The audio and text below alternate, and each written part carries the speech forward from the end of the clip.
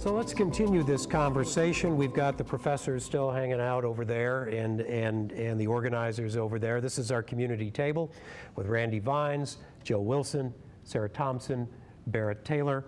I'll throw this out to you. Anybody care about this? Yeah. Okay, go ahead. Why?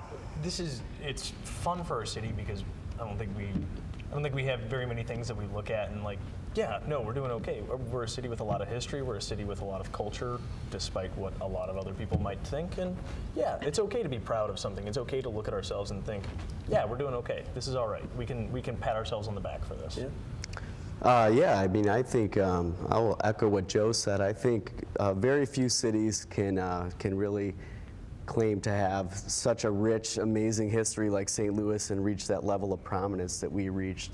You know, for 110 years, St. Louis was a top 10 city in America from 1850 to 1960. That's incredible. It's a story that doesn't get told, and it's something that sadly current and future generations are losing touch with. They're not going to be able to appreciate that kind of history.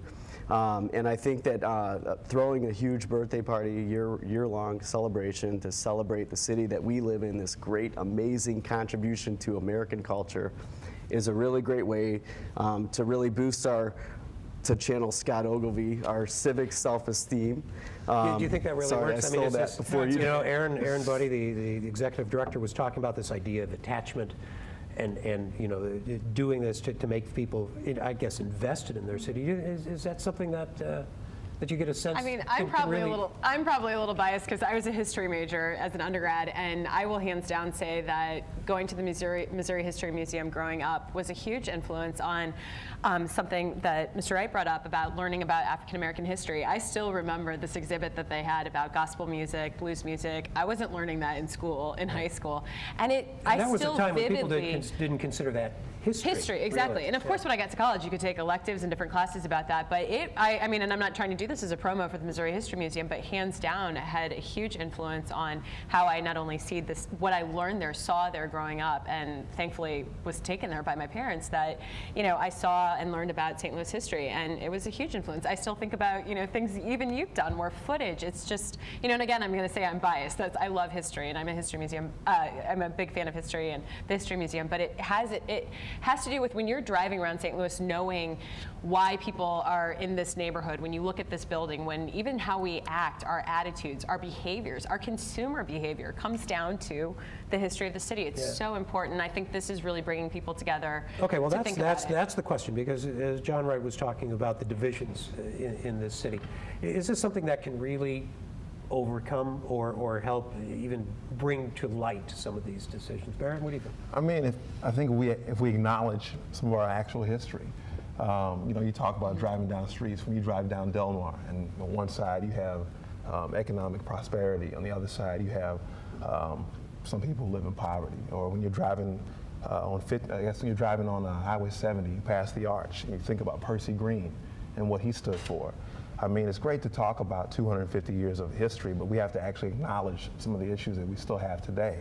I mean, we still have. You think people aren't acknowledging? Well, I think they said it at the beginning that we have a very like Eurocentric, and specifically like the English. You know, they come in. There's the 13 original colonies, and then we start moving west. Acknowledging that St. Louis is a much older city than most people would give us credit for. That we have French and Spanish heritage. That Florissant was founded by Spanish. I think, you know, I think part of that is, you know, is that we're so in love, and I think justifiably in love with the Lewis and Clark adventure, right? I think that's a great story. I mean, it was a great story when they came back, and I think that has kind of pushed aside all of that stuff that came before. And there's an awful lot of good stuff that came before. Definitely, and I think it's really important to point out that, you know, St. Louis in many ways is kind of a microcosm of the United States at large.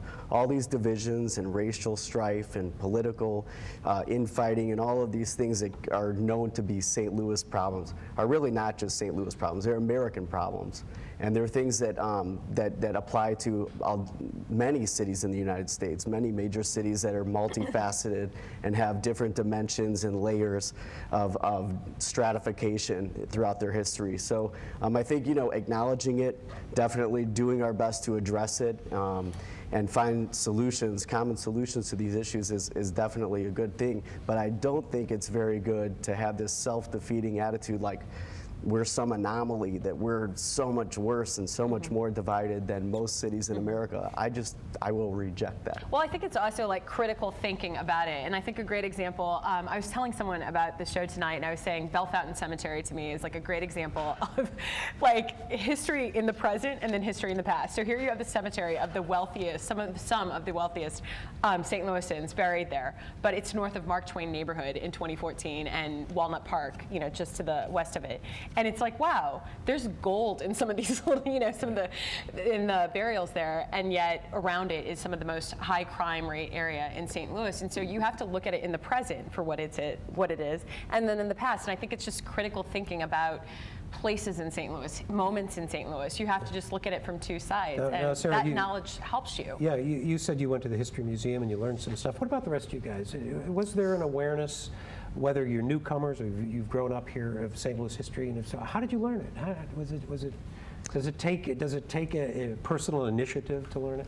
For me, this is anecdotal. My dad grew up on the north side of St. Louis, right by the Grand Avenue Water Tower, and he took my brother and I on a ride one time back in like the late 80s and pointed out where all the cool stuff used to be, the bowling alley, the shoe store.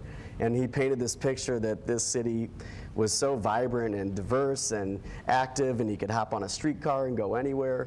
And so it kind of, my brother and I became total St. Louis geeks, and we would look up where the city ranked on all the almanacs and like how big it was compared to Cleveland and all these other, and then we just kind of fell in love with St. Louis history, and then in turn urban history, and really realized after traveling that this city, really, they do not build cities this cool anymore. And we're so lucky to have it. And everywhere you turn in the city of St. Louis, you are reminded that this city was built to matter. Yeah.